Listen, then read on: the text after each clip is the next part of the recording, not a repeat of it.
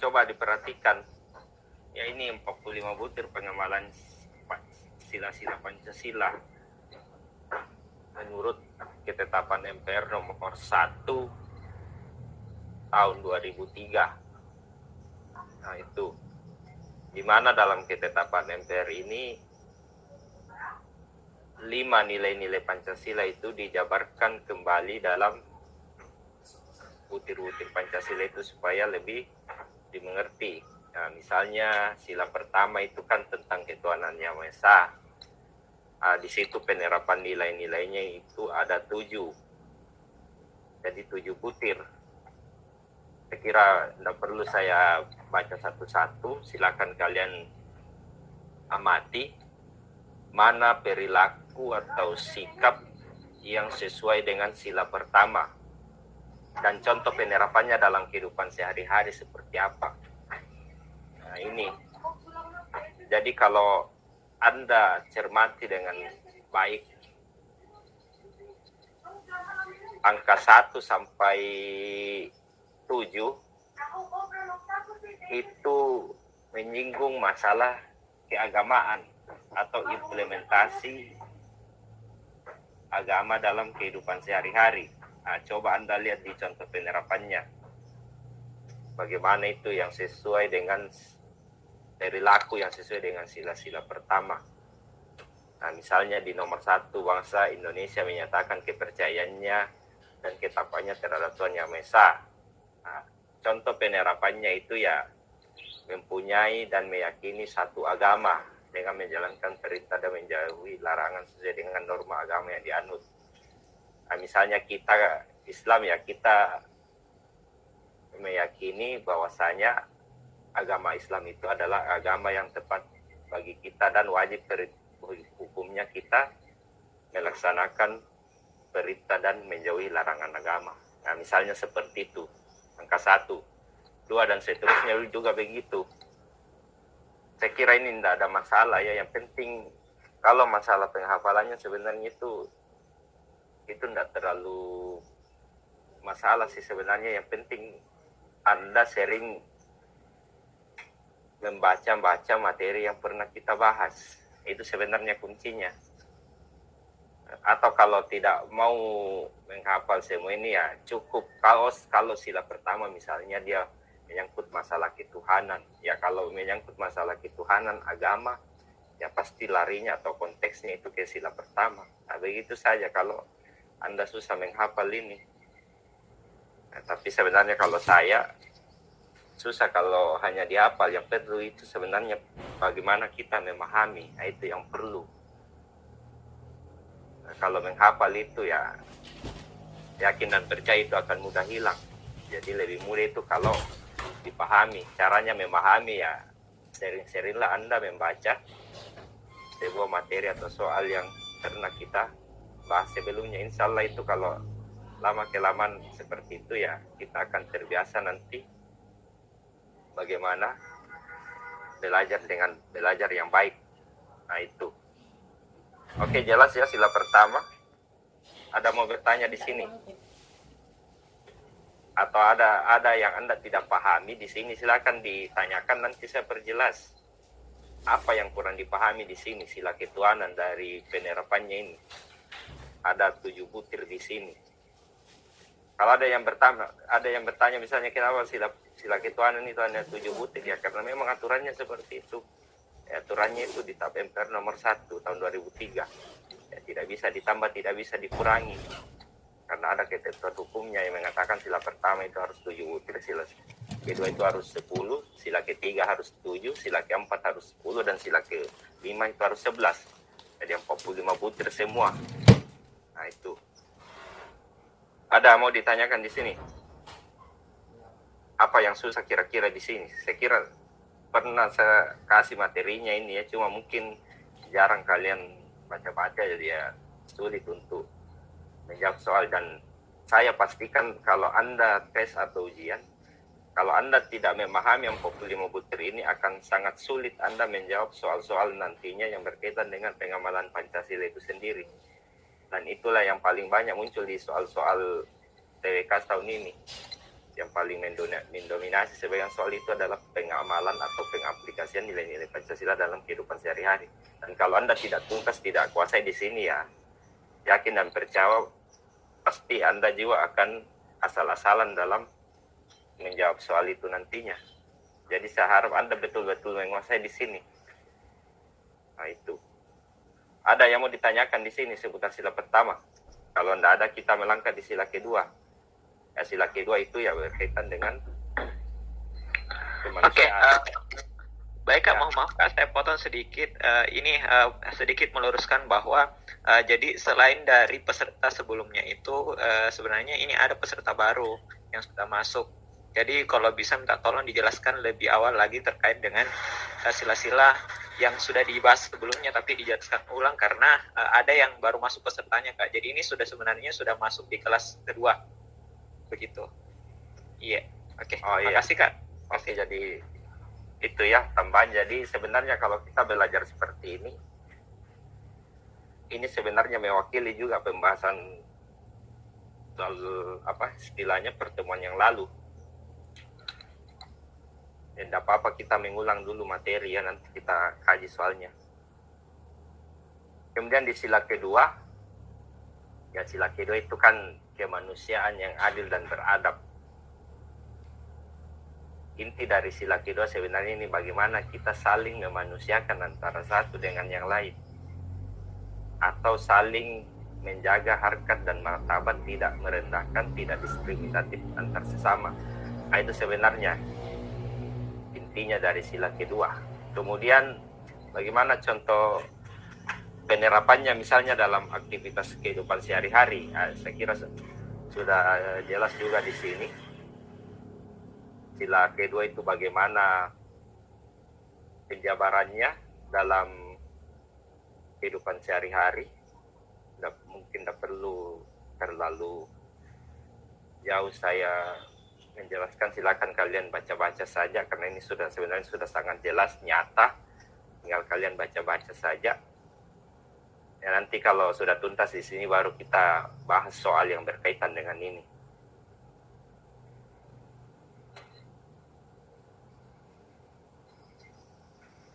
Jadi bisa dilihat bagaimana sikap yang sila kedua. Intinya tadi ya saling memanusiakan satu dengan yang lain. Nah, itu.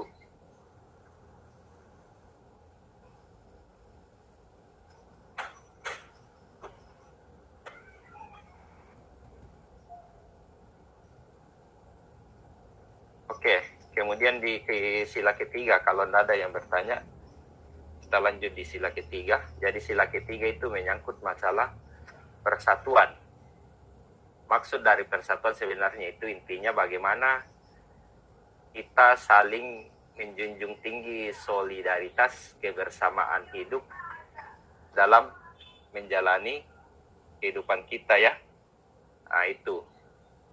Misalnya kalau ada yang dikerja, ada sesuatu yang dikerja itu kan tidak baik kalau hanya dikerja sendiri. Selagi masih bisa dikerjakan secara bersama-sama ya kenapa tidak. Itulah maksud dari persatuan Indonesia itu sebenarnya. Bekerja sama dalam menghadapi setiap masalah atau problematika hidup yang dialami. Nah itu penerapannya sebenarnya. Saya kira sudah sangat jelas juga di sini bagaimana menjunjung tinggi sila persatuan itu. Kemudian di sila keempat, kerakyatan yang dipimpin oleh hikmat kebijaksanaan dalam permusyawaratan perwakilan. Penerapannya sebenarnya ini sila keempat, dia lebih mengutamakan bagaimana suatu persoalan itu hendak diselesaikan dengan kepala dingin atau melalui musyawarah atau perwakilan, atau biasa juga disebut dia lebih berkaitan dengan masalah demokrasi. Itu penerapan sila keempat. Jadi kalau misalnya ada yang membahas masalah pemilu misalnya atau pilkada, ada pemimpin yang langsung ditetapkan begitu saja tanpa melalui suatu musyawarah, yaitu ada kaitannya semua dengan sila keempat. Bagaimana caranya kita mengambil keputusan secara bersama-sama. Begitu. Coba disimak baik-baik ya, karena ini hanya mereview kembali dan yang baru bergabung bisa juga mungkin mengamati.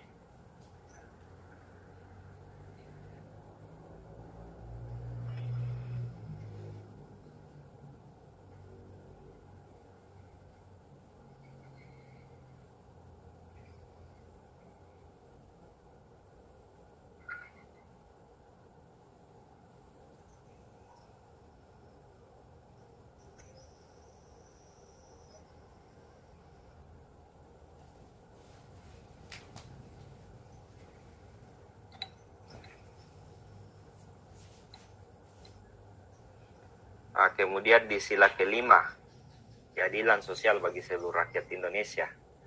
Jadi inti dari sila kelima itu, ya bagaimana kita mampu menyeimbangkan antara hak dan kewajiban.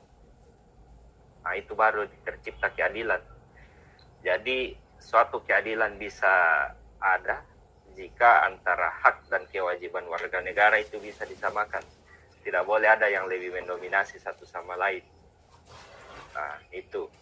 Dan yang terpenting juga di sini adalah bagaimana kita bisa memperlakukan antar sesama kita itu dengan sama rata dan sama rasa. Tidak ada diskriminatif antara satu dengan yang lain. Itu sebenarnya inti dari sila kelima ini. Saya kira untuk penjabaran lebih detailnya sudah sangat jelas di sini. Diuraikan dalam 11 butir Pancasila. Anda bisa simak sendiri. Misalnya mengembangkan sikap adil terhadap sesama, menjaga keseimbangan antara hak dan kewajiban, ya, menghormati hak orang lain dan seterusnya.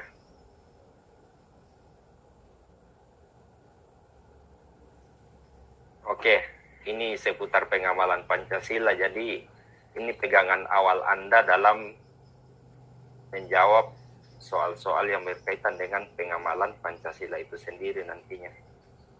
Kalau asal-usul Pancasila ya saya kira ini saya tampilkan juga. Jadi asal-usul Pancasila itu ada 4. Dimulai dari asal mula bahan atau biasa disebut kausa materialis, asal mula bentuk atau bangunan biasa disebut kausa formalis, asal mula karya biasa disebut kausa efisien, dan asal mula tujuan biasa disebut kausa finalis. Kalau kausa asal mula bahan atau biasa disebut kausa materialis, itu artinya bahwasanya Pancasila yang ada saat ini itu sebenarnya diambil dari kebudayaan atau kebiasaan bangsa Indonesia itu sendiri. Itulah asal mula bahan Pancasila. Jadi diambil dari kebudayaan, agama, atau kebiasaan dari masyarakat Indonesia. Itu intinya, asal mula bahannya. Kemudian yang kedua, asal mula bentuk atau bangunan. Formalis. Kenapa bisa dikenal sebagai Pancasila yang kita kenal saat ini sebagai sebuah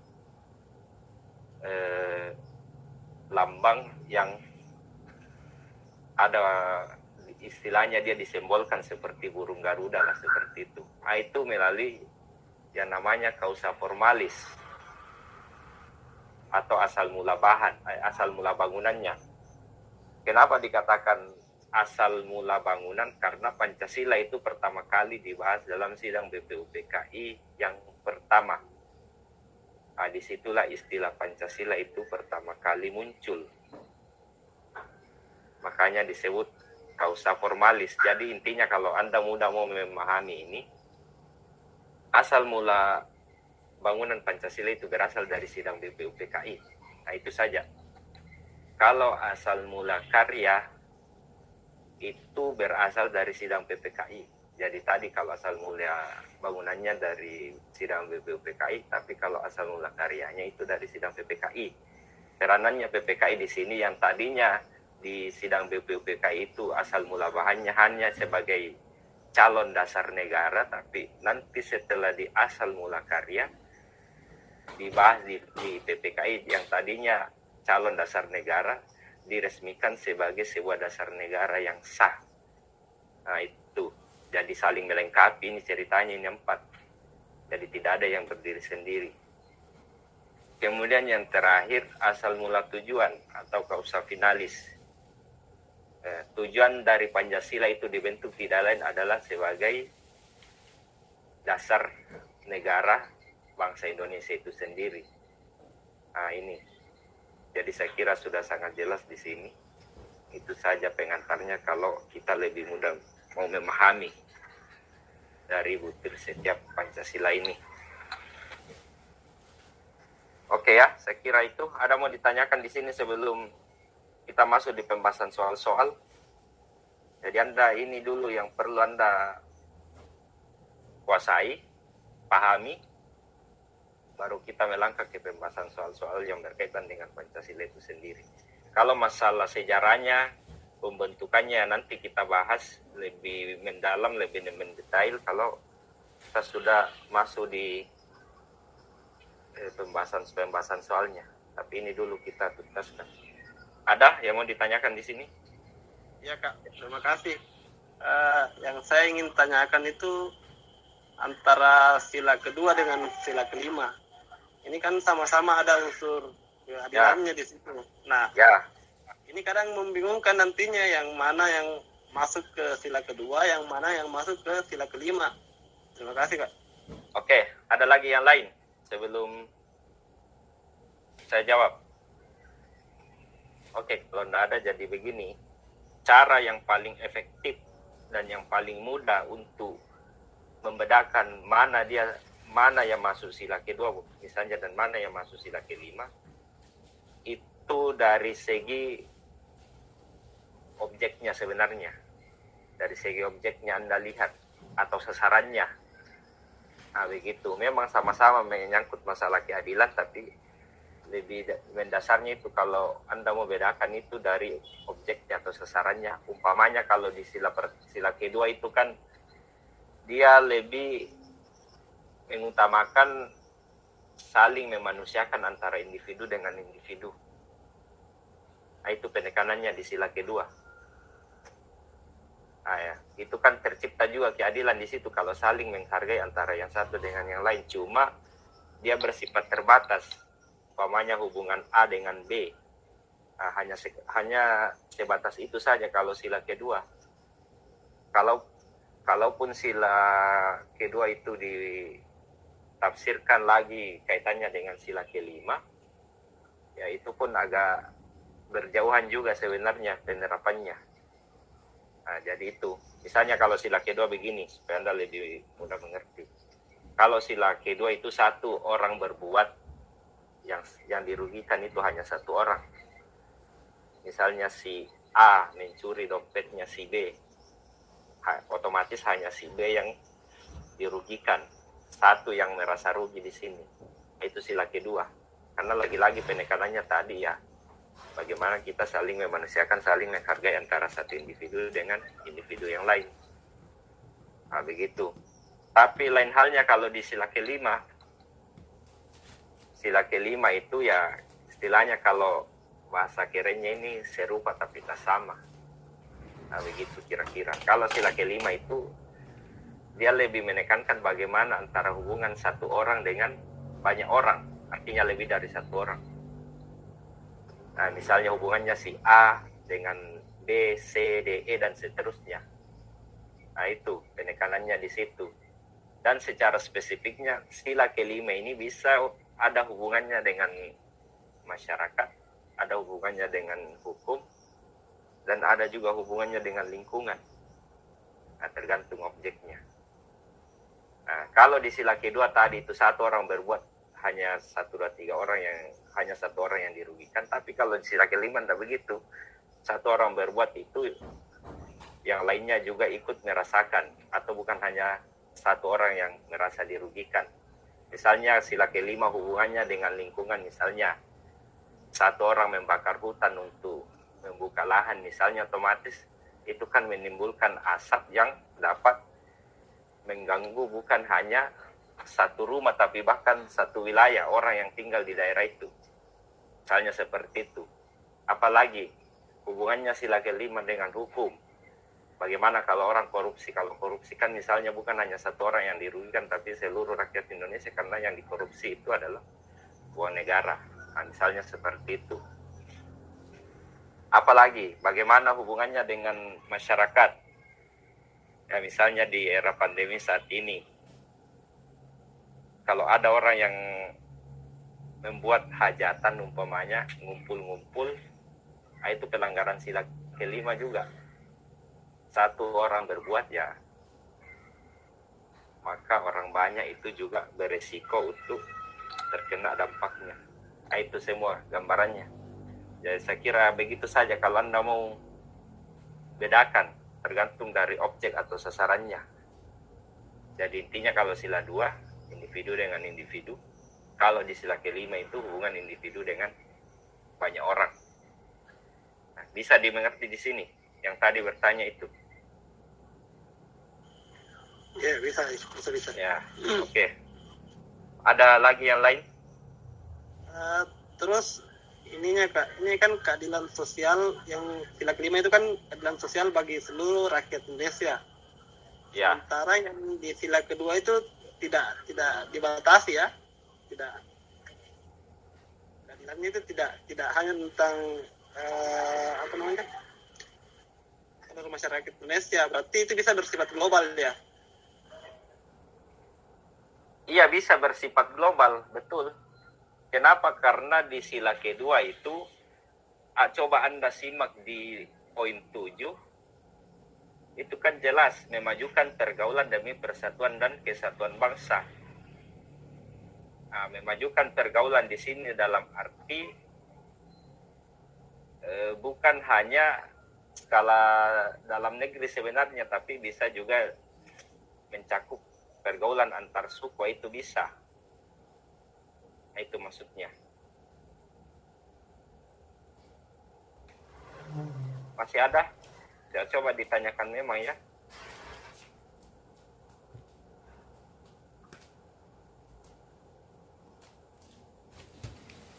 Mana lagi nih yang serupa?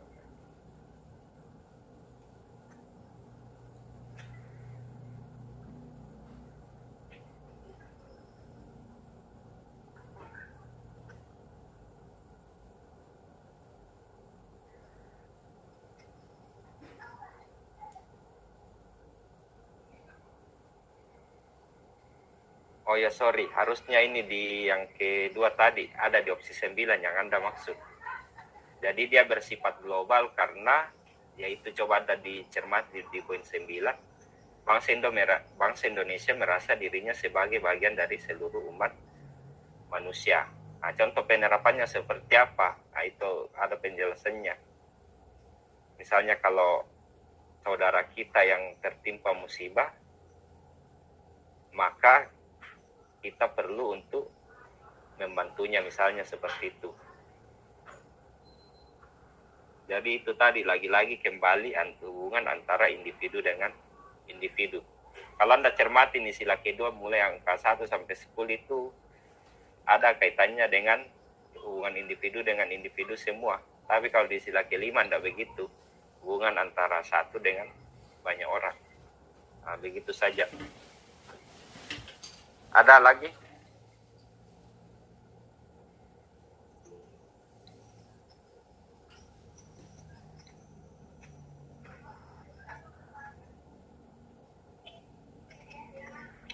Ada lagi yang mau ditanyakan sebelum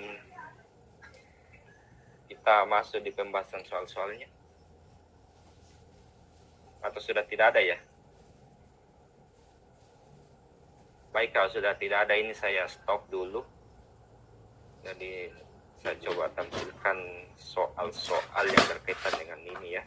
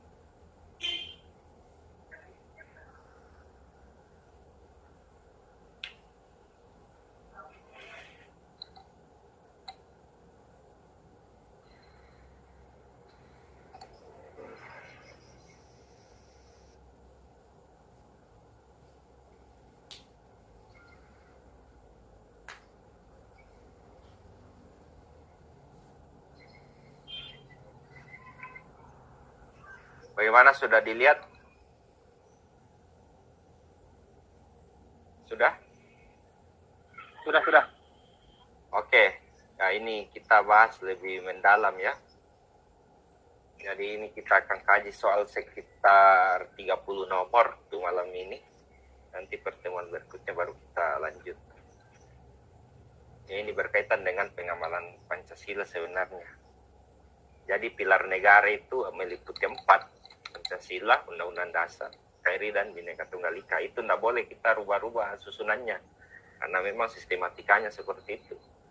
Ya, kalau urutan kedua misalnya Undang-Undang Dasar, ya maka dia harus urutan kedua, tidak boleh dia di urutan pertama atau ketiga. Jadi begini sistematikanya ya. Saya kira itu coba kita kaji soal nomor 1.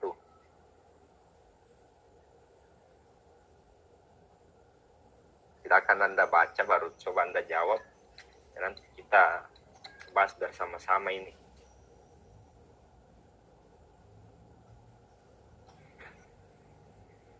Saya kira ini masih gampang ya, kecuali arti yang bukan. Apa jawabannya di situ? B. Ya, beta ya. Garuda Pancasila itu bukan. Garuda Pancasila itu lambang negara, bukan pilar negara. Jadi Anda bedakan lambang dengan pilar ya. Nah, itu. Kemudian di nomor 2. Nah, maksud dari manusia yang beradab itu seperti apa?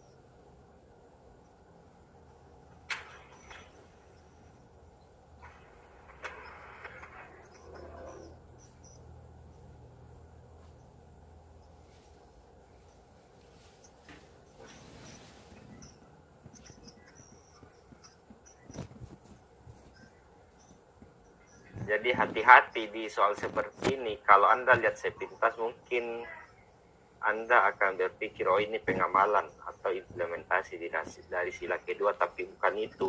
Yang ditanyakan maksud atau makna dari sila 2. Itu ya. Jadi benar ya jawabannya itu alfa, tingkah laku dan perbuatannya didasari nilai-nilai kebudayaan. Maksudnya tingkah laku dan perbuatan atau sikapnya sesuai dengan nilai-nilai budaya ya. Itu disesuaikan dengan nilai-nilai positif yang ada di masyarakat. Misalnya kalau suku Bugis Makassar kenal yang namanya Mapantabe, permisi, kalau ada hal-hal yang mau diselesaikan atau menghargai yang lebih tua, itu maksud dari nilai-nilai kebudayaan itu yang hidup dalam kehidupan masyarakat. Nah, begitu. Oke, kemudian di nomor 3. Coba, nomor 3 coba.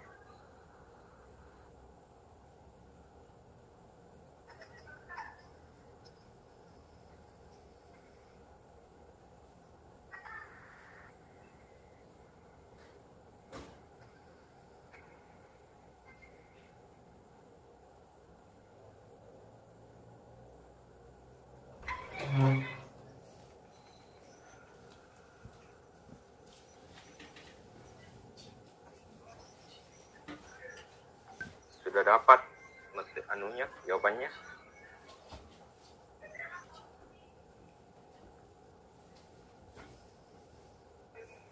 C. Melindungi segenap bangsa dan seluruh tumpah darah. Itu penjabaran dari sila ke 5. ya 3. Persatuan Indonesia. Kalau saya tanya apa kaitannya melindungi seluruh tumpah darah dengan sila ketiga persatuan?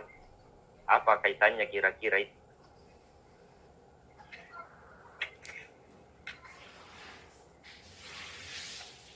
Ada yang bisa tahu, ada yang bisa jawab ini apa kaitannya? Melindungi segenap bangsa dan seluruh tumpah darah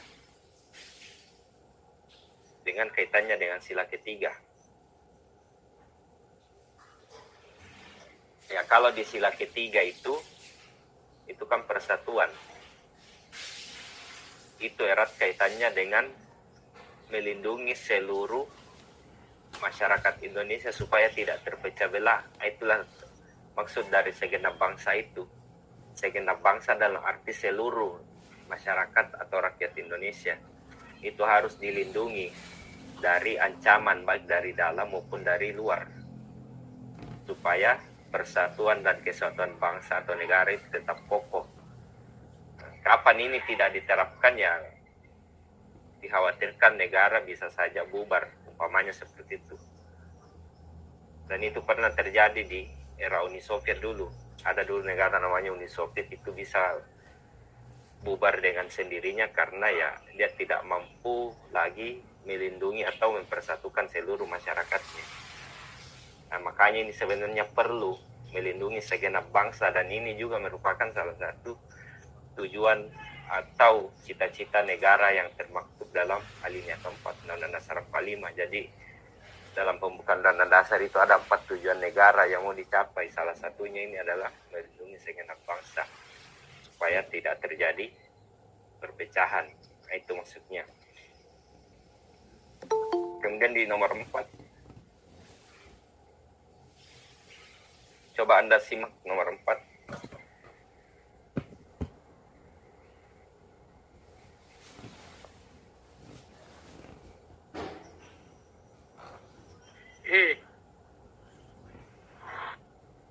Ada yang E, ada yang lain?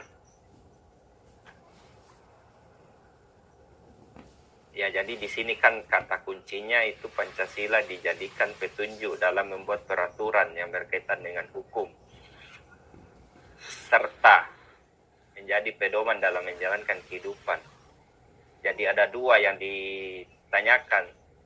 Kalau hanya dijadikan dasar dalam membuat peraturan-peraturan yang berkaitan dengan hukum, yaitu kaitannya dengan opsi E, sumber dari segala sumber hukum, itu benar.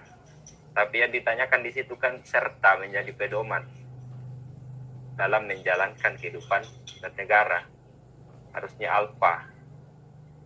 Dia sebagai dasar sekaligus sebagai ideologi negara. Karena dia sifatnya yang dasar, maka dia dijadikan petunjuk dalam membuat peraturan, atau biasa disebut sumber dari segala sumber hukum, karena dia dasar negara. Kalau dia sebagai ideologi, ya dia dijadikan pedoman dalam menjalankan kehidupan bernegara. Nah, itu ideologi. Contohnya 45 butir tadi yang kita bahas. Nah, itu penjabaran dari ideologi Pancasila itu supaya kita lebih mudah memahami dan mengaplikasikannya dalam kehidupan sehari-hari. Nah, itu. Oke ya, bisa dimengerti? Coba lanjut nomor 5.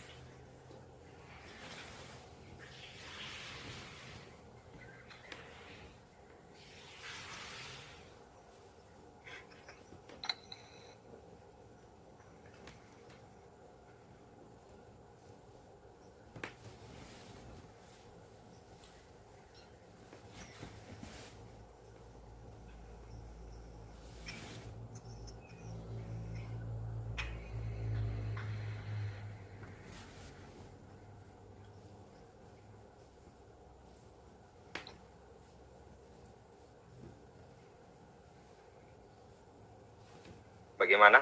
Sudah dapat?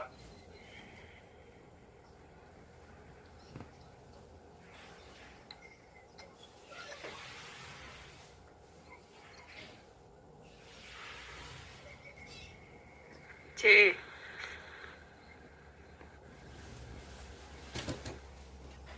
Cinta tanah air. Jadi cinta tanah air itu bagian dari nasionalisme. Penjabarannya lebih lanjut itu ya. Jadi nasionalisme, cinta tanah air, bela negara, patriotisme, yaitu kaitannya dengan sila ketiga semua. Jadi dia saling melengkapi, atau istilahnya satu kesatuan antara satu dengan yang lain. Yang ditanyakan di sini, bukti dari cinta tanah air itu seperti apa? Saya kira nomor 1 sudah benar, mengurangi impor. barang dari luar negeri agar devisa negara itu tetap stabil. Karena begini, kalau semakin banyak impor itu kan semakin banyak juga utang atau pengeluaran negara. Nah, itu yang harus dihindari. Kemudian di nomor 5, ya taat membayar pajak dan lain-lain. Kenapa itu harus taat membayar pajak? Karena dari pajak ini merupakan pendapatan negara yang paling besar.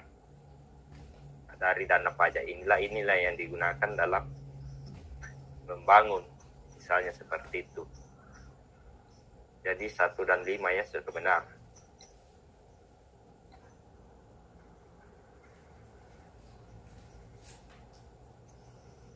Lanjut nomor 6. Coba dihayati dulu.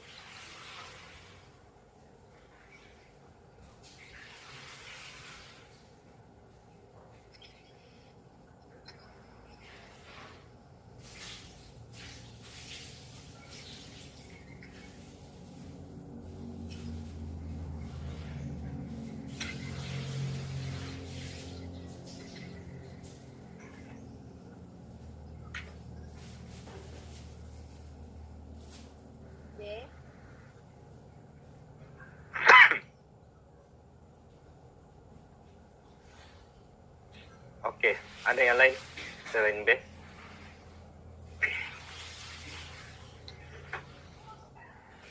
Jadi ini soal-soal analisis semua ya. Hampir mirip semua pusingnya, tapi sebenarnya beda. Jadi ini kan kontekstualnya ini dia membicarakan kenapa Pancasila sampai saat ini itu masih kokoh, masih eksis. Meskipun dalam perjalanan sejarahnya Pancasila itu mengalami berbagai hambatan gangguan. Contohnya ada G30S dulu yang berusaha mengganti ideologi Pancasila itu menjadi ideologi komunis. Nah, tapi kenapa Pancasila itu tidak bisa diganti dengan ideologi apapun? Itu jawabannya opsinya di B ya. Keyakinan bangsa Indonesia akan kebenaran Pancasila. Nah itu, karena kita yakini maka dia tetap ada sampai saat ini. Apa buktinya bahwa kita yakini? Ya kita berusaha mengamalkan nilai-nilai Pancasila itu sendiri. Misalnya di sila kedua saling menghargai ya, saling tolong menolong. Nah itu bukti bahwa kita meyakini kebenaran dari Pancasila itu.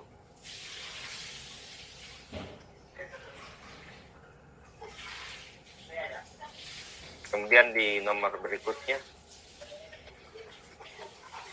nomor 7.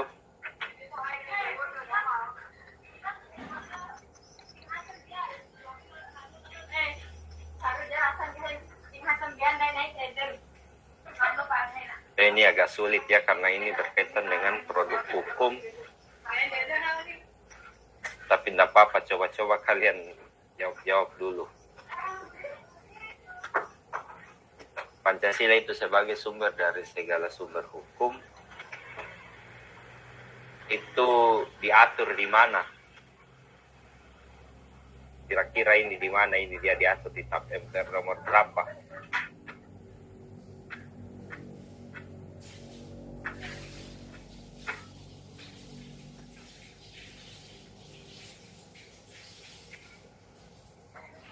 Mungkin Ya, TAP MPR nomor 20 ya. Ya, opsi A. Tahun 1966.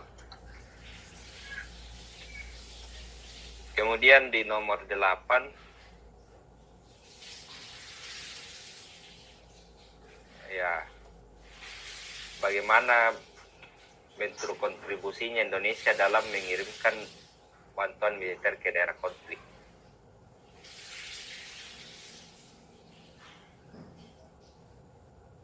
Ini merupakan salah satu ciri dari titik-titik. Ciri apa kira-kira itu yang dimiliki bangsa Indonesia yang gemar melakukan aksi kemanusiaan atau dia membantu negara lain yang mengalami kesusahan? Misalnya di Palestina itu kan masih dijajah sama Israel.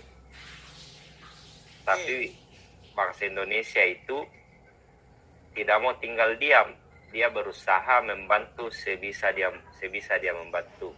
Makanya dia kirim misalnya tentara ke sana untuk membantu sistem pertahanannya Palestina misalnya.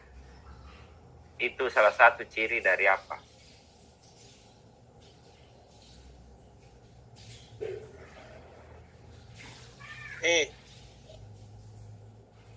Yakin tidak ada yang lain selain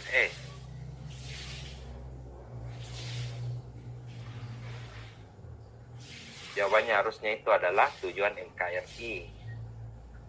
Ya, tujuan NKRI itu ada 4. Bukan undang-undang dasar, itu jelas. Melindungi segenap bangsa, memajukan kesejahteraan umum, mencerdaskan kehidupan bangsa, dan ikut melaksanakan ketertiban dunia. Bentuk kontribusi Indonesia dalam melaksanakan ketertiban dunia adalah dia senantiasa mengirimkan bantuan militer ke daerah konflik. Itu tujuan NKRI. Jadi beda tujuan NKRI dengan tujuan negara. Kalau tujuan negara itu biasanya hanya untuk kepentingan pemerintah saja. Tidak ada kaitannya dengan kepentingan masyarakat. Nah, tapi kalau tujuan NKRI itu yang 4 tadi, itu mencakup kepentingan pemerintah atau negara juga kepentingan masyarakat. Jadi dua-duanya dia rangkul. Nah, begitu. Oke ya, lanjut nomor 9.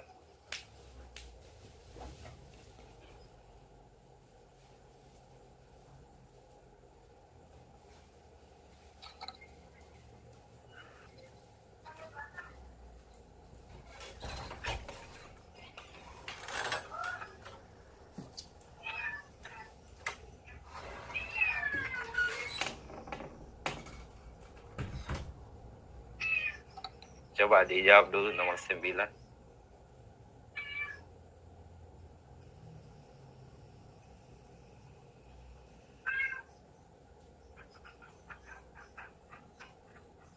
D.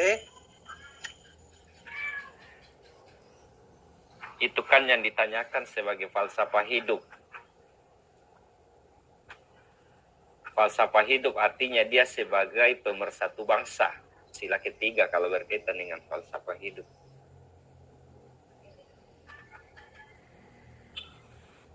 Ya, itu sebenarnya ada kaitannya dengan opsi alfa ya. Keyakinan yang memiliki kebenaran. Nah, itu harusnya alfa. Karena kita berusaha tadi mengamalkan nilai-nilai Pancasila itu dalam kehidupan sehari-hari. Nah, itu maksudnya. Falsafah hidup itu kan berkaitan dengan sila ketiga. Dan kita mau berusaha menerapkan sila ketiga. Nah, makanya dikatakan di situ hakikatnya merupakan suatu ya alfa ya, keyakinan yang memiliki kebenaran untuk pembuktian.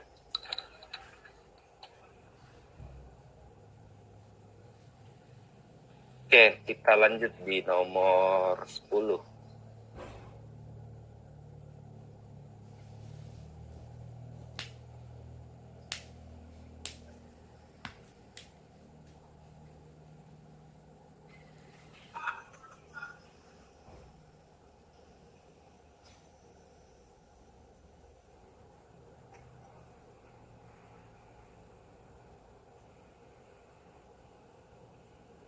Ya, yang dimaksud itu kan badan-badan peradilan.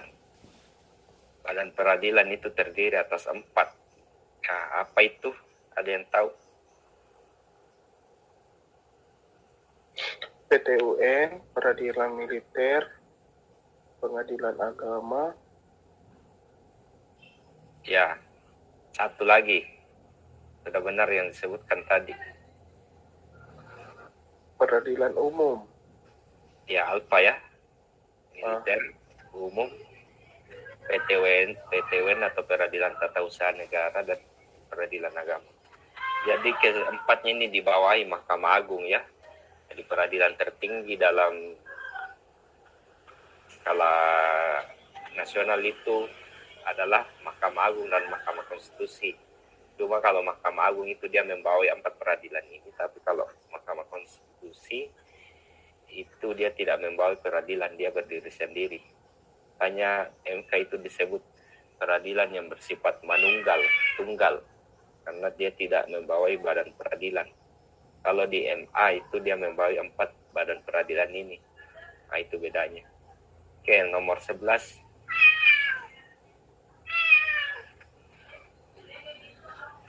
Coba disimak nomor 11.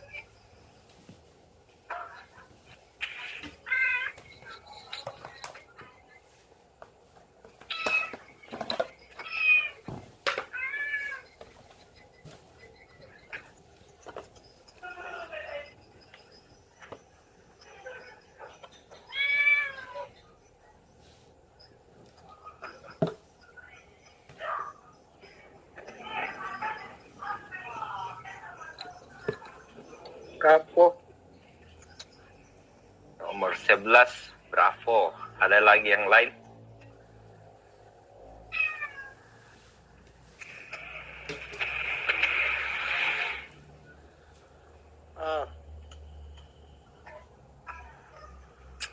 Misalnya begini, bagaimana kalau negara itu dikatakan dalam keadaan bahaya, misalnya situasi perang.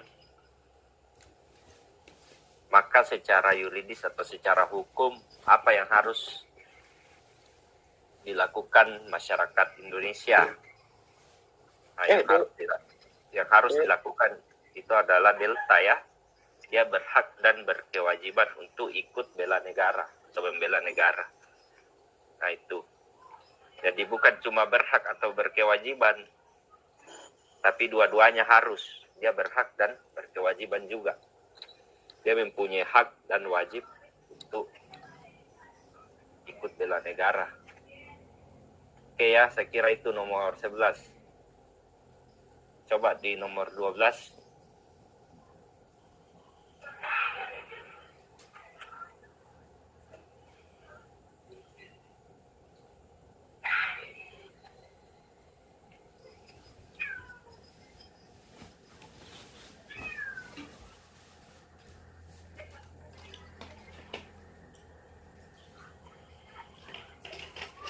Kok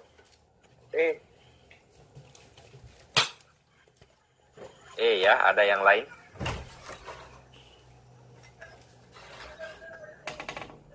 Ya, sudah aja benar ya, jawabannya itu adalah error ya. Jadi yang ditanyakan itu perilaku yang menggambarkan saling menghargai perbedaan pendapat. Ya, mengangkat jari untuk meminta waktu bicara. Ini biasa dilakukan kalau ada rapat atau musyawarah. Kemudian yang kedua, mengumumkan jadwal ronda malam pada warga. Kenapa ini masuk? Karena biasanya kalau mengumumkan jadwal ronda malam pada warga, sebelum mengumumkan itu biasanya ada jadwal yang sudah disepakati sebelumnya. Nah, itu biasa dibahas dalam musyawarah atau suatu rapat baru jadwal itu ada. Itu menandakan saling menghargai perbedaan pendapat. Karena dalam musyawarah biasanya ya tidak selamanya orang setuju. Setuju atau tidak setuju itu biasa terjadi dalam sebuah musyawarah. Misalnya seperti itu. Hanya nomor 2 itu masuk. Kemudian di nomor 5 juga benar. Kita wajib menerima sanggahan atas usul yang kita lontarkan. Itu harus, karena kita menjadi orang yang egois umpamanya kalau kita dalam musyawarah lebih memaksakan kehendak misalnya pada orang lain. Kita tidak mau mendengarkan usulan masukan dari orang lain sekalipun misalnya apa yang kita sampaikan itu salah atau keliru. Nah, itu yang tidak boleh. Jadi tepatnya itu 1, 2, dan 5 ya. Nah itu. Kemudian di nomor 13,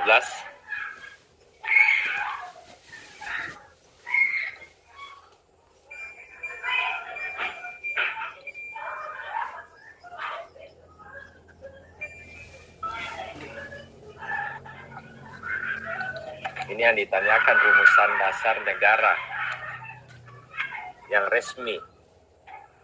Kalau berbicara mengenai rumusan dasar negara yang resmi, berarti dia tertuang dalam mana? Di mana ini?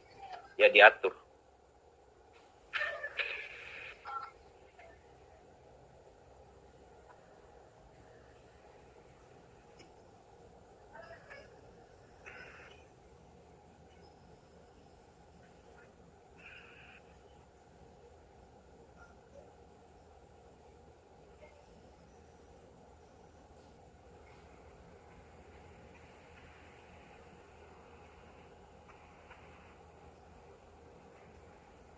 Ada yang tahu nomor 13? Rumusan dasar negara itu tercantum di mana?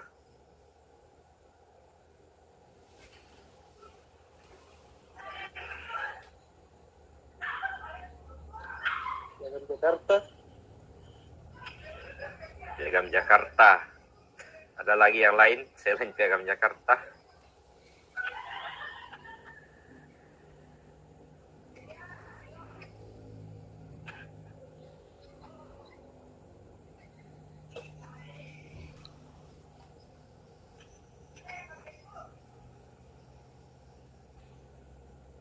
Ada? C? Ada yang C. Oke.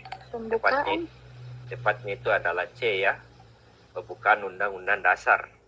Tepatnya di alinea keempat.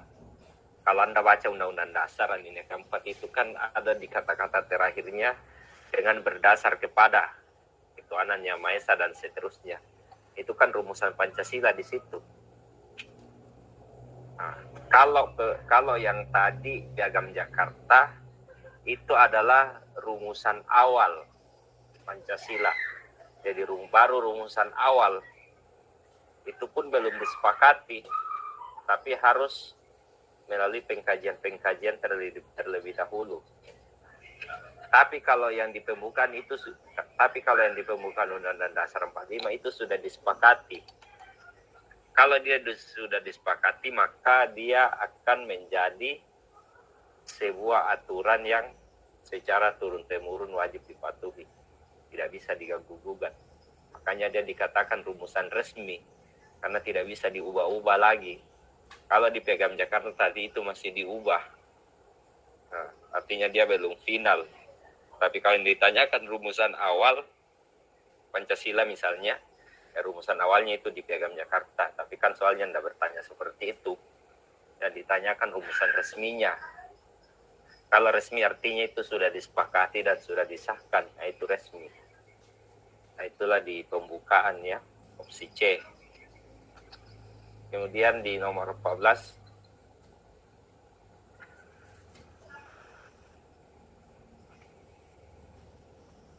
coba diperhatikan nomor 14. Ada yang tahu itu? Nomor 14.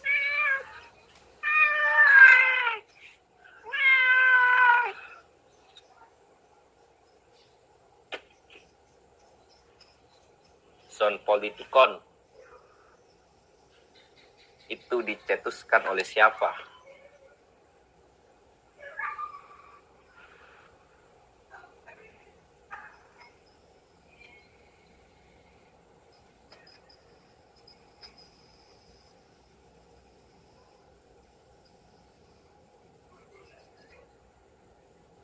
Son politikon itu dicetuskan oleh siapa kira-kira?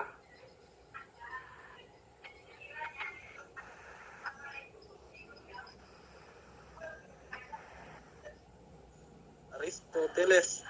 Ya, Aristoteles ya. Son politikon itu adalah nama lain dari makhluk sosial. Ciri dari makhluk sosial itu adalah antara manusia dengan yang satu itu saling membutuhkan satu dengan yang lain. Nah, dia tidak bisa berdiri sendiri.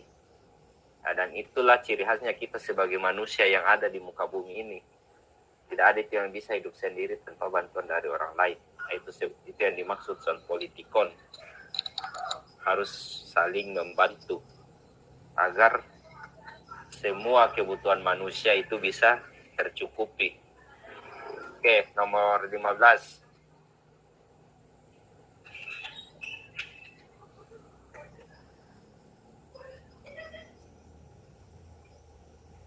Coba di nomor 15 diperhatikan.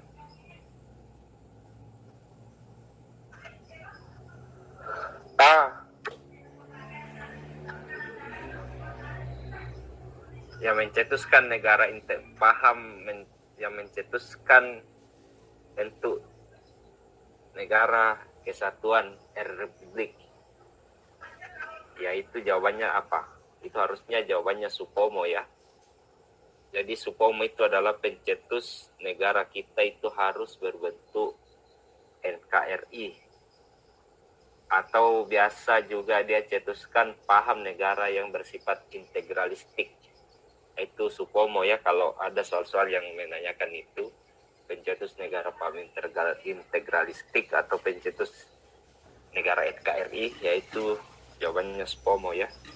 Dia yang mengusulkan itu ketika sidang BPUPKI yang kedua. Jadi dia usulkan waktu sidang BPUPKI yang kedua. Ya, nomor 16.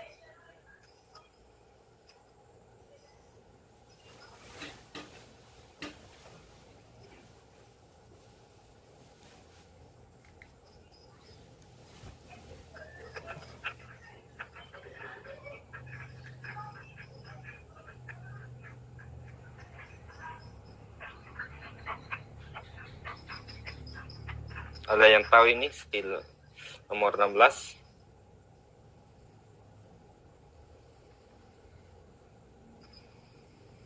TAP MPR.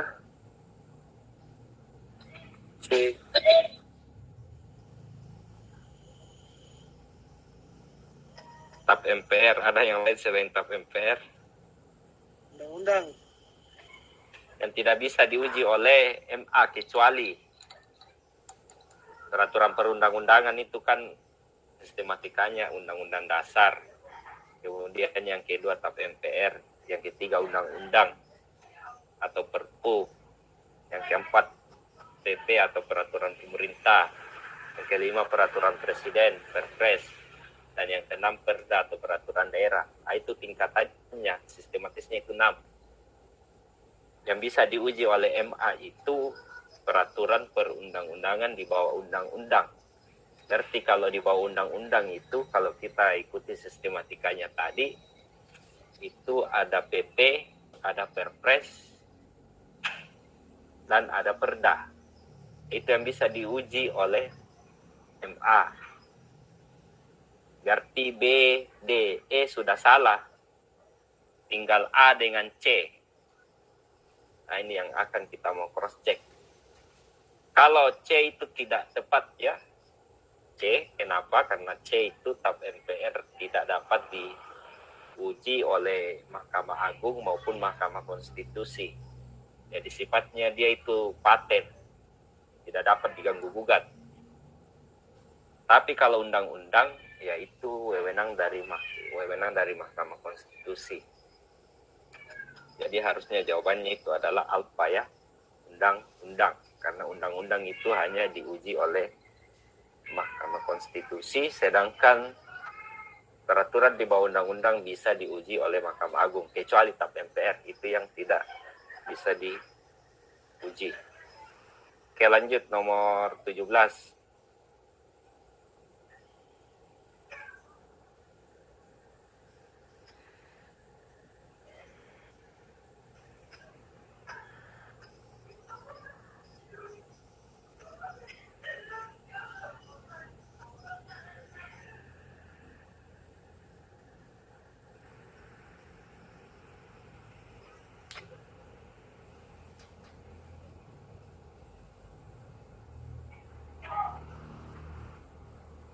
Nomor 17.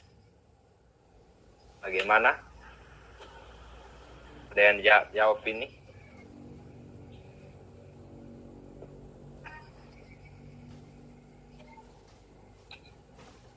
Penjabaran lebih lanjut dari nilai-nilai dasar ideologi. Itu disebut nilai apa? Ya, ideologi Pancasila. Penjabarannya itu disebut apa?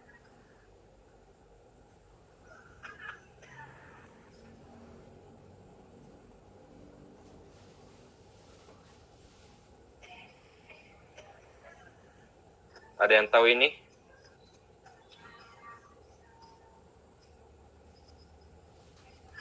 Nah, itu disebut nilai instrumental atau instrumen. Jadi penjabaran lebih lanjut dari nilai-nilai dasar ideologi, Pancasila disebut nilai instrumental atau instrumen. Bagaimana penjabarannya itu ya, dia dijabarkan dalam bentuk peraturan perundang-undangan. Nah, itu tadi yang nomor 16. Jadi Undang-Undang Dasar sampai Seperda itu adalah penjabaran lebih lanjut daripada nilai-nilai Pancasila. Makanya Pancasila itu juga dikatakan sebagai sumber dari segala sumber hukum karena sifatnya itu yang harus dijabarkan kembali supaya lebih mudah dimengerti. Itu ya. Jadi dia sifatnya instrumen. Kemudian di nomor 18. Coba disimak nomor 18.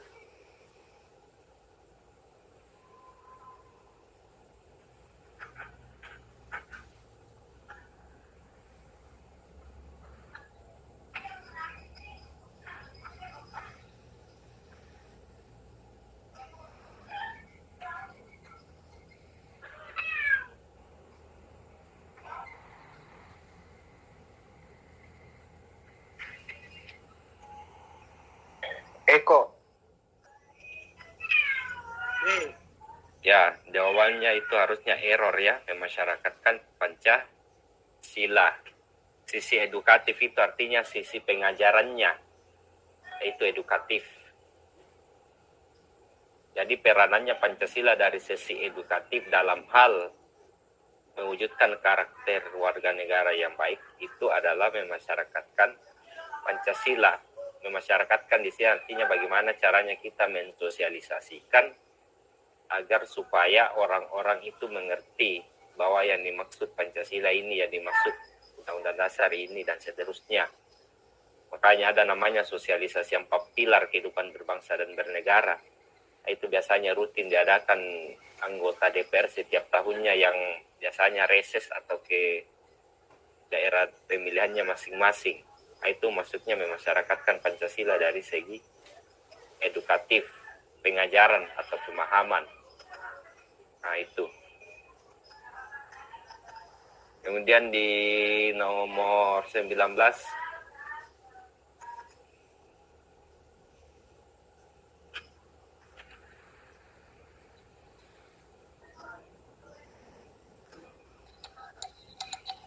Bravo. Yang aturan yang tidak tertulis Konvensi. atau tercantum, yaitu konvensi ya. Delta, bukan Bravo. Kalau Bravo itu putusan hakim yang menjadi rujukan oleh hakim selanjutnya dalam memutus suatu perkara atau kasus. Kalau traktat, ya perjanjian dua negara atau lebih yang mengakibatkan sebuah perjanjian yang mempunyai akibat hukum bagi negara yang terlibat dalam perjanjian itu. Kalau konstitusi, ya konstitusi itu ada dua. Ada tertulis dan ada tidak tertulis. Tertulis itu ya Undang-Undang Dasar. Contohnya ya Undang-Undang Dasar itu, Undang-Undang Dasar 45 maksudnya. Kalau yang tidak tertulis yaitu konvensi. Jadi konvensi itu termasuk bahagian dari konstitusi, hanya saja sifatnya yang tidak tertulis. Ya, misalnya upacara setiap tanggal 17 Agustus itu konvensi. Karena tidak ada aturan yang mengatakan harus kita upacara setiap tanggal 17 Agustus, tapi itu hanya sebuah tradisi yang sudah menjadi turun-temurun masyarakat Indonesia. Nah, hampir sama dengan hukum adat. Hukum adat itu kan dia tidak tertulis umumnya, tapi itu dipatuhi, itu dilaksanakan. Nah, itu sama dengan konvensi. Tidak nampak, tapi itu tetap menjadi tradisi. Nah, itu maksudnya. Jadi itu ya, kecuali falsafah ini tidak ada kaitannya. Kemudian nomor 20.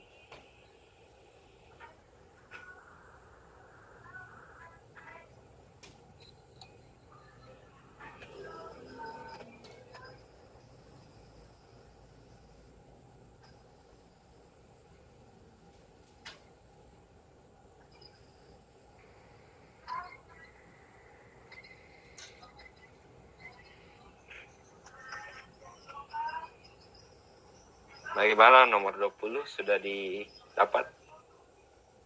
Error.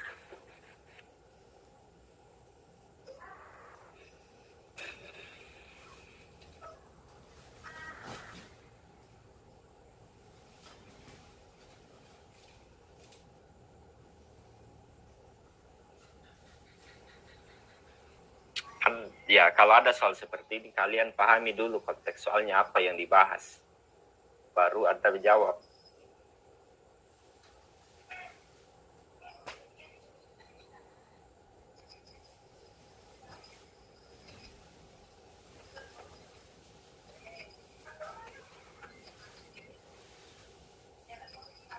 Ada yang sudah jawab ini? Coba. Saya mau dengar apa yang Anda pilih di nomor 20 ini. Ya, E ya. Tepatnya E. Memiliki persamaan nasib, tujuan, dan cita-cita. Meskipun bangsa Indonesia itu terdiri dari berbagai macam keyakinan, budaya, atau suku, namun itu tidak menjadi suatu ancaman bagi negara Indonesia itu sendiri. Mengapa? Karena pada dasarnya semua suku, agama, budaya itu memiliki persamaan nasib, tujuan, dan cita-cita. Nasib kita kan semua budaya itu ya pernah dijajah bangsa Eropa. Ya tujuannya sama-sama kita mau melepaskan diri dari belenggu penjajahan itu. Maka puncaknya itu ya 17 Agustus 45 kita merdeka. Itu tujuan. Dan cita-cita. Cita-cita kita ya ada di dalam pembukaan Undang-Undang Dasar 45 itu sendiri. Yang 4 tadi. Nah, itu maksudnya. Saya kira itu ya, lanjut nomor 21.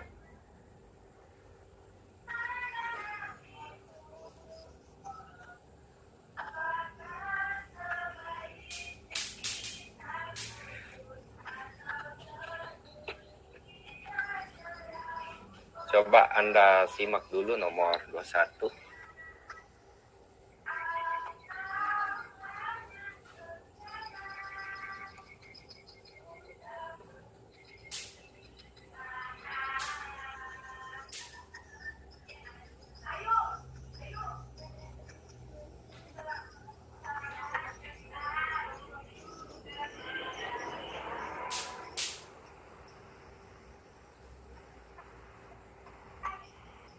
Ada yang sudah dapat ini?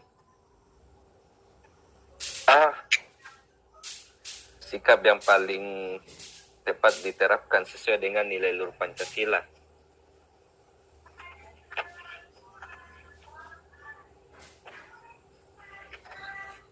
Ya tepatnya itu adalah al-payah menjalin komunikasi terbuka terhadap berbagai negara asing untuk menjalankan hubungan bilateral dan multilateral demi kepentingan negara. Yaitu jawabannya alfa. Jadi hubungan bilateral itu saya perjelas di sini. Hubungan yang melibatkan dua negara itu bilateral. Misalnya Indonesia kerjasama dengan Malaysia di bidang perdagangan, itu bilateral. Kalau multilateral, hubungan yang melibatkan lebih dari dua negara. Dan biasanya diwadahi oleh sebuah organisasi. Misalnya PBB. PBB itu kan menaungi hampir seluruh negara yang ada di muka bumi ini. Nah, itu multilateral. Di dalam organisasi itu ada kerjasama antar seluruh negara di dunia. Itu multilateral ya. Itu penegasannya. Kemudian lanjut nomor 22.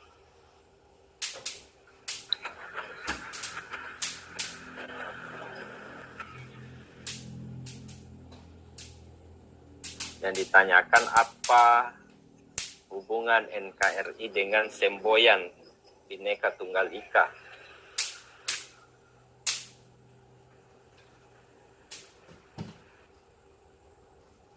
Apa kira-kira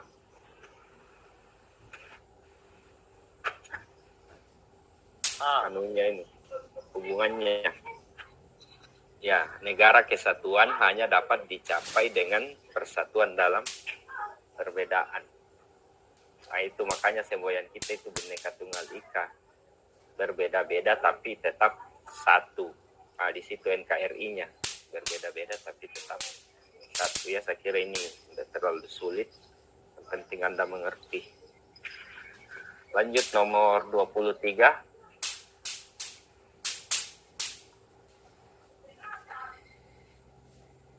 Komponen utama yang mengemban tugas menjaga ketertiban dan keamanan dalam negeri adalah tugas dan wewenang dari siapa? Ini mudah sebenarnya. Polri. Ya, polisi ya. Jadi polisi itu tugasnya dia mengayomi, melindungi, menjaga ketertiban dan keamanan, dan menegakkan hukum. Itu tugasnya Polri ya. Itu ada diatur di pasal 30 ya ayat 2. Itu ada di situ jelas.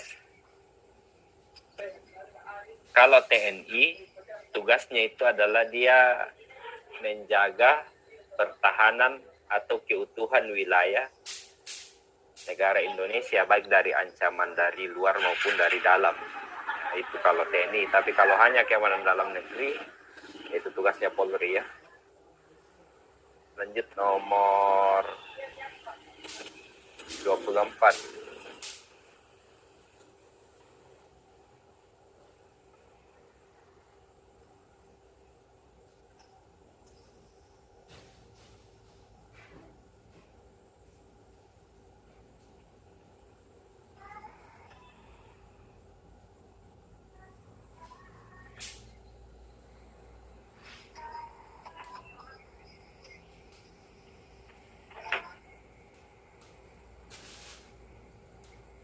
Kelebihan dari sistem pemerintahan presidensial adalah apa? Saya kira ini pelajaran SMA dulu, mungkin Anda masih ingat ini materinya. Jadi ada presidensial, ada parlementer. Nah, itu saling melengkapi.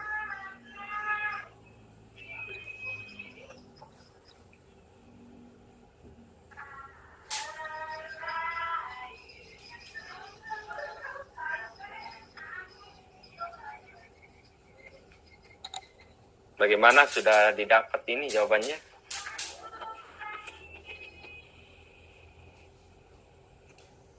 Delta. Oke, ada yang delta. Ada lagi yang lain? Oke, jadi saya gambarkannya supaya kalian lebih paham. Alpha. Sistem pemerintahan di dunia itu cuma dua, presidensial dan parlementer, dan mempunyai ciri-ciri yang berbeda satu dengan yang lain. Kalau di sistem presidensial, kepala negara dengan kepala pemerintahan itu orangnya sama. Jadi presiden itu merangkap ganda. Contohnya di Indonesia, Jokowi itu dia presiden, dia juga kepala negara. Tetapi kalau di parlemen tidak seperti itu. Parlementer, kepala negara biasanya ratu atau raja, sedangkan kepala pemerintahan itu biasanya perdana menteri. Ya, contohnya di Inggris atau di Malaysia, itu ada dua yang menjalankan fungsinya masing-masing. Ada yang sebagai kepala negara dan ada sebagai kepala pemerintahan. Kemudian bedanya lagi, kalau di sistem presidensial, badan eksekutif itu lebih stabil karena tidak ada intervensi dari parlemen. Tapi kalau di sistem parlementer, badan eksekutif itu cenderung tidak stabil karena ada intervensi parlemen. Nah, ini pembedanya. Jadi sudah pasti jawabannya A. Kalau di sistem parlementer, badan eksekutif itu tidak stabil ya. Kalau badan eksekutif di sistem parlementer lebih stabil karena tidak ada intervensi parlemen. Apalagi bedanya? Bedanya kalau di sistem pemerintahan presidensil biasanya ada pemisahan kekuasaan yang tegas. Artinya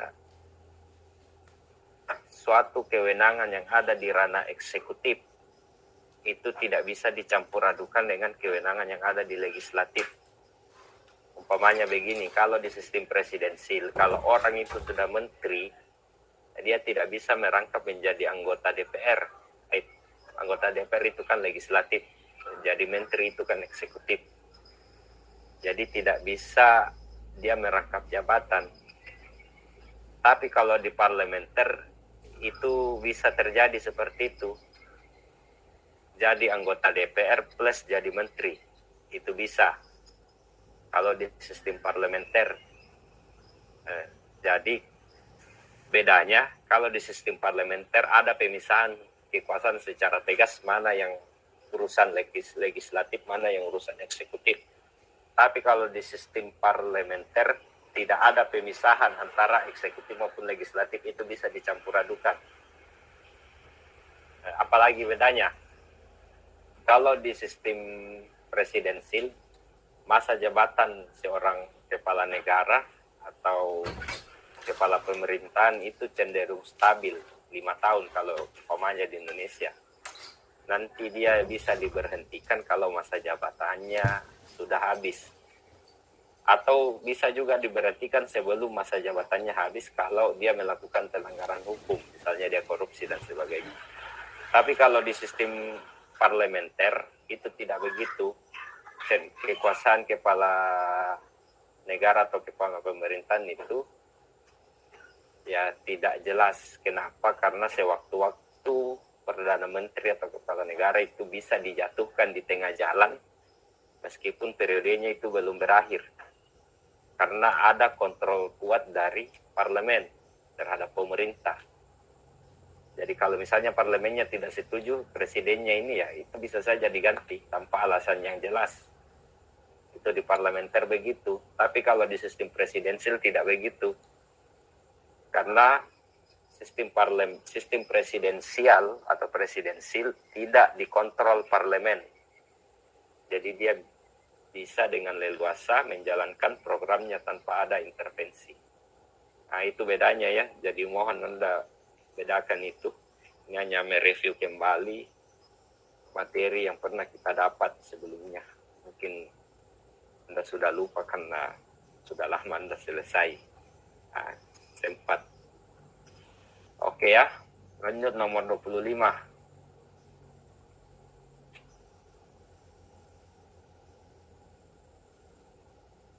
Ini presiden sebagai pemegang kekuasaan tertinggi memiliki kewenangan konstitusi memberikan gerasi, amnesti, rehabilitasi, dan abolisi. Yang dikenal dengan apa namanya? Pernah dengar istilah begini? Inisiatif. Ada lagi yang lain? Jawabannya itu harusnya delta. Delta. Hak prerogatif. Prerogatif. Itu adalah hak konstitusional yang dimiliki oleh seorang presiden. Itu prerogatif. Dia bisa memberi gerasi, amnesti, rehabilitasi, abolisi, bisa menyatakan perang, membuat perdamaian dengan negara lain, menyatakan negara dalam keadaan bahaya, menetapkan seorang menjadi pahlawan, menerima penempatan duta, mengangkat duta atau konsulat, yaitu hak prerogatif presiden semua. Kalau Anda mau lebih mengamati, coba Anda baca pasal 10 sampai pasal 15 Undang-Undang Dasar. Itu hak prerogatif presiden diatur semua di situ. Mulai dari pasal 10 sampai 15. Lanjut nomor 26.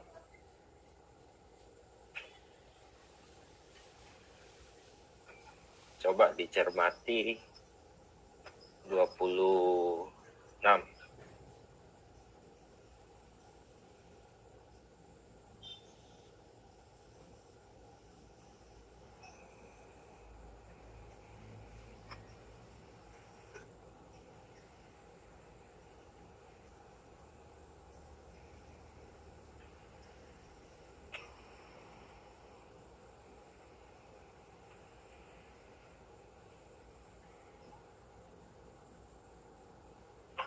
Bagaimana?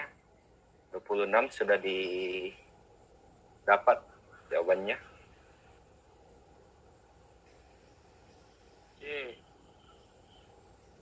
Kenapa sistem parlementer dinilai gagal? Meskipun ini pernah diterapkan di Indonesia dulu.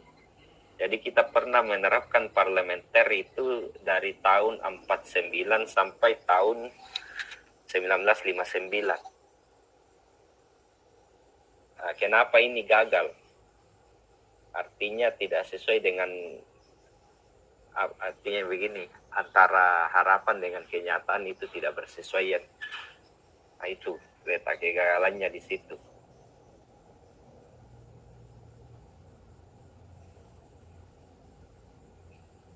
Ya, jawabannya itu harusnya error ya. Kekuasaan pemerintahan tidak memiliki hubungan dengan kepentingan rakyat. Nah, makanya itu disebut mengalami kegagalan karena apa yang diputuskan atau kebijakan yang diambil oleh pemerintah itu tidak sesuai dengan kepentingan masyarakat atau rakyat. Lanjut nomor 27.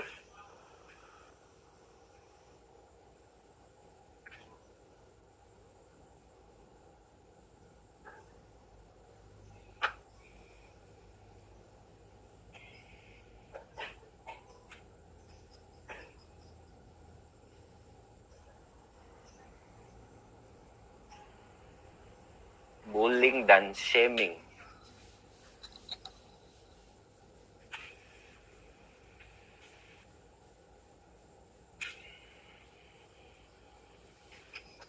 Tahu bullying kan? Nah, kenapa ini marak terjadi sekarang? Kenapa itu bisa terjadi dan apa penyebabnya? Eko. Oke. Ya, tepatnya Charlie ya, lunturnya pemahaman terhadap nilai-nilai luhur Pancasila.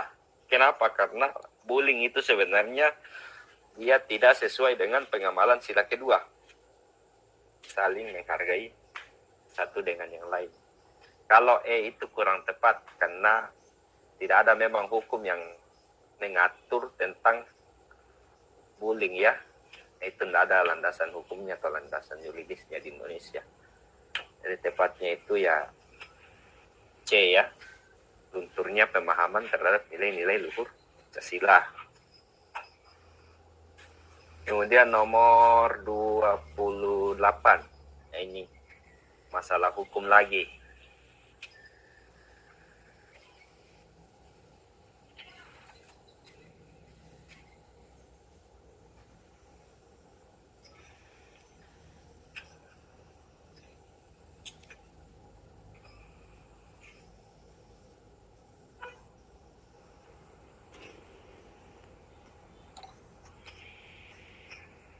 Yang bukan landasan utama yuridis dilakukannya perubahan atau amandemen ialah mana kira-kira yang bukan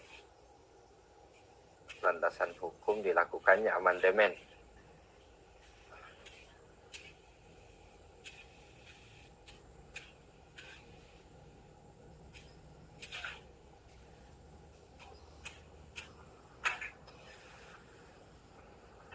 Ya, jawabannya itu harusnya delta ya, TAP MPR nomor 9 tahun 2002. Jadi pasal 37 TAP MPR nomor 9 tahun 99, TAP MPR nomor 9 tahun 2000 dan pasal 3 Undang-Undang Dasar itu adalah landasan yuridis atau landasan hukum yang membenarkan dilakukannya amandemen atau perubahan mengenai Undang-Undang Dasar. Kecuali delta ya, itu tidak masuk. Oke, lanjut 29.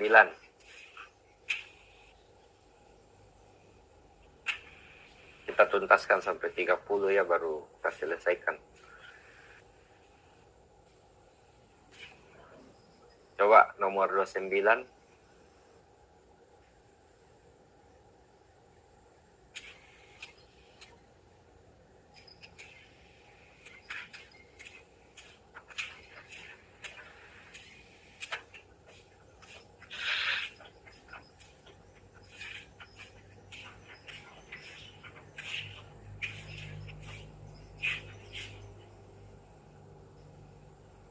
C. C.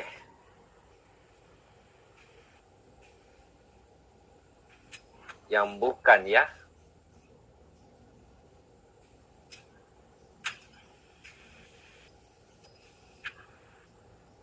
Ada yang lain selain C? Kalau C itu termasuk, harusnya itu jawabannya delta. Harus sesuai dengan persetujuan DPR sebanyak sepertiga dari jumlah anggota. Ini yang tidak tepat. Karena tidak ada aturan ketentuan yang mengatakan amandemen harus dilakukan dengan persetujuan DPR sebanyak sepertiga. Kalau persetujuan sebanyak sepertiga itu kalau anggota MPR, bukan DPR ya. Itu bedanya. Jadi kalau opsi A, B, C dan E itu merupakan aturan yang tidak boleh dilanggar dalam hal amandemen Undang-Undang Dasar. Nah ini, kecuali delta, karena tidak ada ketentuan aturan yang mengatakan harus dengan sepertiga jumlah anggota DPR baru amandemen konstitusi itu bisa dilakukan. Oke, kita tuntaskan sampai nomor 30. Ya nanti kalau ada waktu ya kita lanjut lagi nomor 31 sampai seterusnya. Ya, coba selesaikan dulu nomor 30.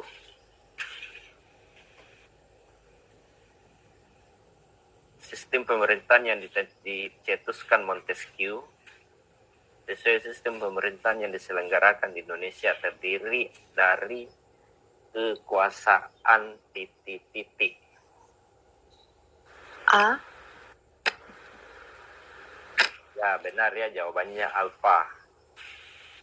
Jadi kekuasaan Montesquieu itu biasa disebut trias politika.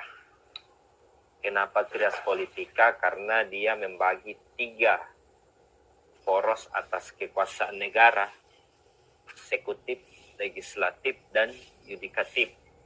Kalau eksekutif itu adalah lembaga yang khusus menjalankan undang-undang. Misalnya presiden itu eksekutif, karena dia menjalankan undang-undang. Legislatif, kalau legislatif itu lembaga negara yang khusus membentuk undang-undang. Misalnya MPR, DPR, DPD, itu legislatif. Kalau yudikatif, lembaga yang khusus mengawasi sekaligus mengadili apabila terjadi pelanggaran terhadap peraturan perundang-undangan atau undang-undang yang berlaku.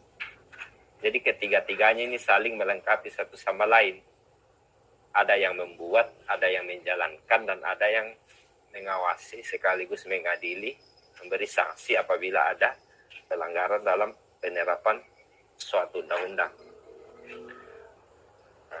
Itu bedanya ya. Kalau eksaminatif, tidak apa-apa saya singgung juga ini, eksaminatif itu artinya ada lembaga negara yang dia tidak masuk kekuasaan eksekutif, legislatif, yudikatif. Istilahnya dia lembaga negara yang bersifat independen. Ya, contohnya BPK. Kalau di Indonesia itu ada namanya BPK, Badan Pemeriksa Keuangan. Ada Bank Indonesia. Nah, itu semua eksaminatif. Karena dia tidak masuk eksekutif, legislatif, maupun yudikatif. Kalau yang nomor 5 itu federatif, itu konsep yang dicetuskan oleh John Locke. Menurut si John Locke, kekuasaan menjalankan luar negeri, kekuasaan untuk menjalankan politik luar negeri itu disebut kekuasaan federatif. Nah itu. Jadi teori Montesquieu itu cuma eksekutif, legislatif, dan yudikatif. Kalau di Indonesia ditambah eksaminatif. Nah inilah yang dipakai di Indonesia sekarang. Jadi keempat-empatnya saling melengkapi satu sama lain. Atau biasa disebut kalau istilah bahasa kerennya itu check and balances. Saling mengawasi, saling mengimbangi satu dengan yang lain. Tidak ada yang terlalu mendominasi. Tapi keempat-empatnya itu sejajar sama rata. Artinya presiden tidak terlalu tinggi posisinya, tapi presiden itu setara MPR, DPR, DPD, DPK, Mahkamah Agung, Mahkamah Konstitusi, Komisi Yudisial, dan seterusnya. Nah itu. Oke, saya kira ini dulu ya untuk malam ini. Saya kira nomor 1 sampai 30 ini sudah luar biasa sekali kalau Anda betul-betul mencermati. Kalau kita lanjut, kalau ada lain waktu ya kita masuk nanti pembahasan di pengamalan Pancasila. Ini semua sudah berkaitan dengan pengamalan Pancasila ini. Soal-soal selanjutnya. Jadi nanti pertemuan selanjutnya baru kita bahas itu ya. Oke, saya kira itu. Ada yang mau ditanyakan? Sebelum kita akhiri dulu pertemuan kita malam ini. Ada? Seputar soal-soal tadi yang mungkin perlu dipahami.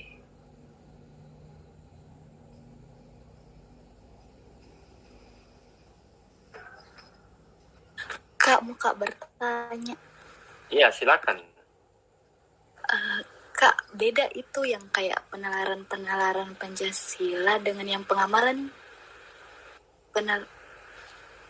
Beda. Kalau penalaran itu sejauh mana kita mampu memahami pengamalan Pancasila itu. Semacam analisis. Kalau penalaran, kita berusaha mendalami. Misalnya sila pertama, ketuhanan Yang Maha Esa. Contoh penerapannya seperti apa, itu penalaran.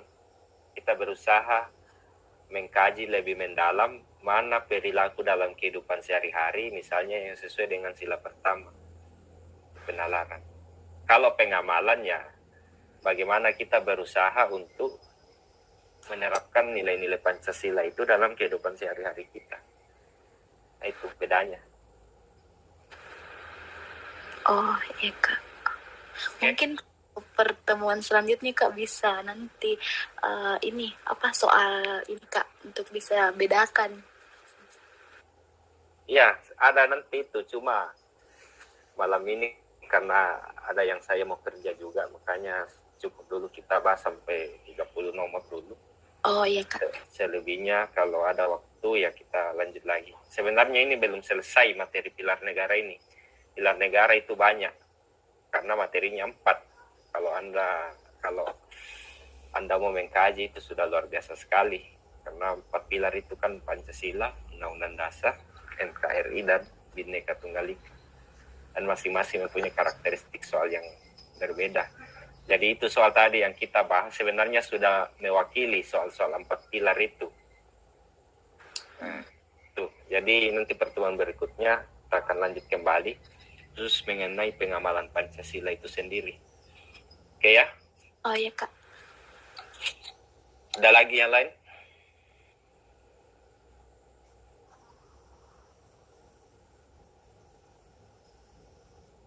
Baiklah, kalau tidak ada saya kira cukup ya untuk pertemuan kita malam ini.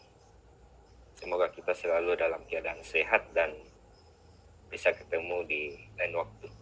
Assalamualaikum warahmatullahi wabarakatuh.